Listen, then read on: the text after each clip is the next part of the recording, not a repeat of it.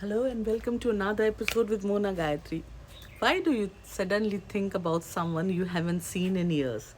You could be going about your normal day, maybe driving, maybe cooking, maybe scrolling through your phone, and out of nowhere, their face appears in your mind. A memory, a conversation, a place you both once went to, and for a moment you pause and think, why am I thinking about the person now? It can feel strange, almost like the mind has opened an old drawer you didn't even realize still existed.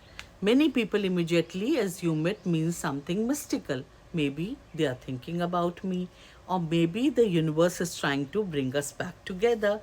But the truth is often much deeper and more psychological than that.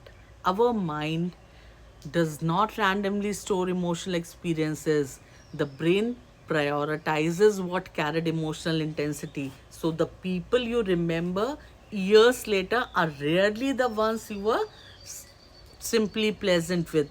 They are the ones who created emotional imprinting. The imprinting can come from love, heartbreak, unfinished conversations, betrayal, longing, or even the simple feeling that something between you remained unresolved.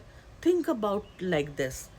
Your brain is designed to close loops. Psychologists call this the Zeigarnik effect. The mind remembers unfinished emotional stores much more strongly than completed ones. If a relationship ended suddenly, if there were things left unsaid, if you received if you never received a closure, your brain stores that file. It doesn't mean you still want the person. It means your mind never finished processing the experience.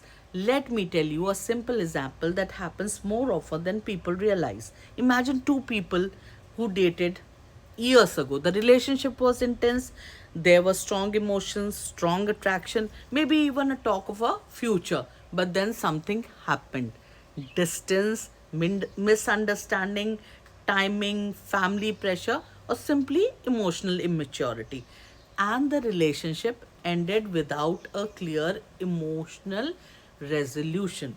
One person moved on. Life continued, new routines, new people, new responsibilities, but the emotional file was never properly closed. Years later, something small can trigger it. A smell, a song, a place, even seeing someone who looks slightly like them. The brain connects the pattern and suddenly the memory resurfaces. It feels random, but neurologically it's not. Your mind is attempting to process something that was never fully processed at that time. There is another layer of this. Sometimes the person you are remembering is not actually about them, they represent a version of you. Maybe you remember someone from a time when you were younger, more hopeful, more spontaneous, less burdened by responsibilities. When their memory appears, it's actually your mind connecting with the version of yourself. It's nostalgia mixed with identity. But there is also a third reason this happens, and this one is emotional. Sometimes the mind returns to the people who activated something deep inside you, a wound, a longing, a need to be seen, chosen, understood. If a relationship touched an old emotional pattern, your subconscious remembers it strongly. That is why certain people appear in your thoughts years later, while others completely fade away. It's not always about love, sometimes it is about unresolved emotional learning. Now, the important question becomes, what do you do when this happens? The first step is not to panic or romanticize it immediately.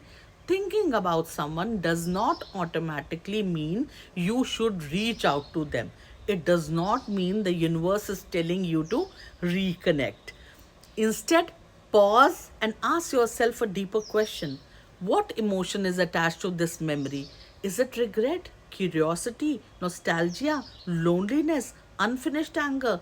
Often the emotion tells you more than the person does. This is where awareness becomes healing. If the thought keeps repeating, try writing down what you remember about the relationship. Not just the good moments, but the reality. What worked, what didn't, what you tolerated, what you learned. When people only remember the highlights, the mind turns the past into a fantasy. But when you see the whole picture, the emotional charge reduces. Another powerful step is emotional closure. Even if the person is no longer in your life, sit quietly and imagine telling them everything you never said. Speak it out loud. You want your mind does not always need the other person present to complete the emotional process. Sometimes it just needs expression. In my healing work, I often recommend a simple subconscious tool. When intrusive memories appear, use the switch word, release. When the memory pops up and starts pulling you into the emotional replay, gently repeat inside your mind, release, release, release. This signals the subconscious that you are letting the emotional attachment soften. Another useful search word, clear. Imagine the memory dissolving like mist as you say clear 3 times mentally. These techniques help interrupt mental loops before they spiral into obsession or overthinking. You can also place your hand on your heart and say quietly, that chapter taught me something, but it is not my present. This helps the brain to separate past emotional identity from the current reality. Over time, the frequency of those thoughts decreases because the mind understands the lesson has been integrated. And here's something there is something important to remember. Not every memory that returns is asking you to reopen the door.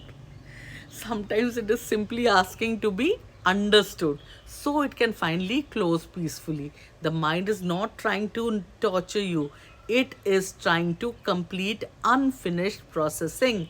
So, the next time someone from years ago appears in your thoughts, instead of immediately wondering if you could message them, ask a better question.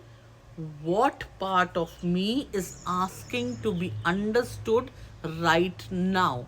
Because often the person you think you miss is actually a reflection of an emotional lesson your soul has been ready to integrate. And when the lesson is fully understood, the memory loses its grip. It simply becomes a part of your story, not something that still pulls at your heart. If you can relate to this and you have a query or you want to share your story with me, we can have a one-on-one session. Just write down in the comments and I'll see you at the next